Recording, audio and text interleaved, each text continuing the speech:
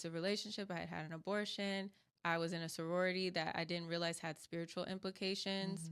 And I think God, this is around 2020, so the beginning of the pandemic. I think this is the point where God is starting to try to reach out to me and show me, like, the reason why you're going through this is because of decisions you've made. Right. But it still just wasn't clear to me at that point.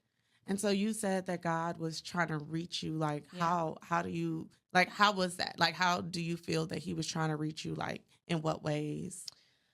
So after I like started getting the counseling and stuff and really like reaching out for help, I bought a Bible, which was like I had never owned a Bible on my own. So I bought a Bible and I started reading the Bible, and I don't remember where I was reading or anything because it's been so many years ago, but I just remember feeling like a sense of peace when I would read the scriptures. I'm like, okay, like maybe I just really need to seek God and he'll bring peace into my life. He'll help me and I won't be depressed anymore and I won't have these suicidal thoughts. I won't be experiencing these things anymore. But I never could stick to it. It was like I would read the Bible for a short bout and then I don't know where the Bible would be. You know? It was like I would fall asleep, or I could never just stick to it, like consistently stick to it.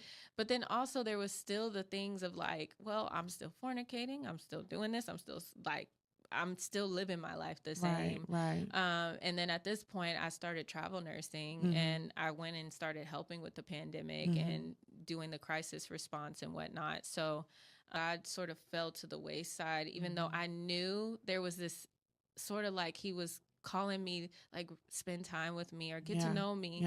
I always felt like God doesn't want me. He doesn't want me because I'm like, I like having sex. I like drinking. I like getting attention from men. I like all those things. And I wasn't really willing to give that up, but I still wanted God. But I felt like God didn't want me. Yeah. And so I know you were telling me that you had an encounter with your coworker. And you were saying that was another way that you felt like God was speaking to you. So what was that encounter and why was it so impactful? Girl, oh my gosh, that conversation still blows my mind to this day. I worked with this nurse when I was traveling to New York during the pandemic, and she had just come off of a medical leave. So she actually wasn't there when probably the first 2 months that I was working there. I'd never met her, but she came back from a medical leave. She had had a stroke. Young girl, very beautiful, vibrant personality. And I just remember working with her. Her patients were next to my patients. And for some reason, in the middle of the pandemic, which had been crazy chaotic and busy for weeks, this day, we just had all the time in the world to sit and talk. I don't know what that was. The Lord. I was about to say, girl, it was God. We had like an hour and a half of just free time to talk. And I don't know, maybe she felt some sense of safety to speak. But she said, I feel like God is telling me to tell you my testimony. And I was like, okay, like no one's ever in their life come to me and say they want to share their testimony. So me being the person I am, I'm like, sure, yeah, I'll hear it. She goes on to tell me about how she was living a life of lust and, fornicating and orgies, threesomes, all kinds of things, drug abuse, and just went down the line of her sin. And she said, I had a stroke and God showed me hell. And I don't know what about that just really sat with me. Like, I remember having chills in my body. I remember thinking like, I don't think that she's lying. Like, there was just something in me that told me she was telling the truth. And I heard her out. And I remember leaving that conversation and feeling like, I really need to I need to get my life together. But I just didn't know where to start. And she told me, she was like, God has tasked me with coming back and sharing my testimony with my generation. We're rebellious, we're disobedient, and we have to get to a place where we're surrendered again. And he doesn't care how far gone you are. He still wants you. And I remember thinking like, he does not want me. He does not want me. Like, he don't want me. But I do remember again leaving it and feeling like I need to get my life together, but I just didn't know where to start. And that was a moment that really stuck with me because, like I said, And now knowing that was the Holy Spirit, like confirming in my heart that she was telling the truth. I mean, she had just gotten back from the medical leave from the stroke. There's no way that she's lying about that. But also it was fresh on her heart. And I felt like God, to this day, she'll tell me, like, God only told me to tell 2 people, you and one other person. I've never gone up to anybody else and shared that testimony like that. So that really stuck with me. And even still after that. Because I was going to say, okay, did the testimony turn you around, sis? No. Not at all. I think I went home that night and smoked and had a bunch of probably 2 or 3 glasses of wine, because it was just like oh, that was heavy. That was heavy. Yeah. I don't remember like going and like, oh, okay, I'm gonna, nope. I still ran because I just, me being me at the time, like emotionally, if something felt uncomfortable, I was out of there. So I ran and I was like, God don't want me because I'm a mess. You know? So yeah, I it just sat with me. And so now, after you hear the testimony, I know you said you was in New York at the time. Were you dating, in a relationship? Like, what was going on, like, with your love life? I know we heard a little bit about work, but yeah.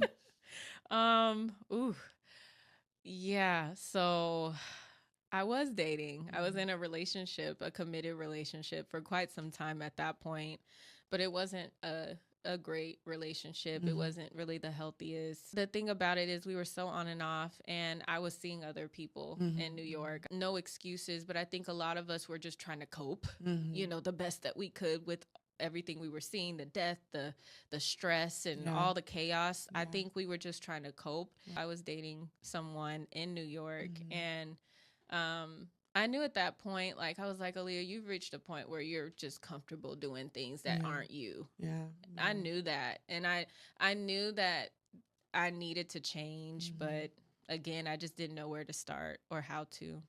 Yeah. And so right now, so you know, drinking, you smoking, you know, you're having sex, living in the world. And just like you said, you knew you needed to change. So I know you did tell me that you started to like kind of read self-help books and burning sage. So kind of tell me how you went into those practices to kind of help with everything that you were going through. Yeah. So we all hear about these new age testimonies and stuff. I didn't even know that had a title. You know what I'm saying? It's so funny because I'm like, I'll listen to people's testimonies like from new age to Christianity, and I'm like, oh gosh, I was kind of like, hold on, I was doing that. I was like, oh wait, okay, so that's what I was doing. Okay, get it. So after that relationship ended, I started feeling like, okay, Aaliyah, like, you realize that there's some things about you that are just truly broken. Like, let's try to make an effort to be a better person. So I started buying like EQ, emotional intelligence books, and, you know, how to be confident and how to carry yourself as a woman, trying to instill some sense of like womanly, feminine confidence in myself and how to carry myself like a boss and all those different types of books to like really change my mindset. Cause I felt like, okay, maybe I'm just immature and I don't know how to regulate my emotions. So let me learn how to do that. Let me learn how to empathize. Let me learn how to be more of a mature woman versus just a woman functioning as still a teenage girl in a sense, you know, and being so naive. So I read like 40 to 50 self-help books. Oh, wow. Yeah. And by the end of that, I was meditating and felt like, okay, this is a way that I can clear my mind and create stillness. And I was into horoscopes, and I would look at my horoscope daily or every other day. I was really big on like, you know, me being an Aries and, you know, who am I compatible with as far as friends and relationships, and burning sage to create peace in my home. And even someone gifted me a sound bowl at one point. And I remember like doing the research on just like managing my chakras and, you know, using my sound bowl. And I was still praying and like watching pastors online and trying to see God, because I knew that like to have a whole life, I needed a spiritual compass as well. So I felt like Christianity was still my spiritual compass. Like that was my faith, but I was doing all kinds of, I was doing all kinds of things to find peace because I was still anxious and still like, just feeling that depression and all those things. So, girl. So what you're saying is the crystals and the sound bowls didn't bring you peace. Okay. No, just to make sure we're on the same, I just got to make sure. I got to just make sure that we are on the same page. It wasn't the peace that I wanted. Right. That I was truly seeking out. Right. For sure.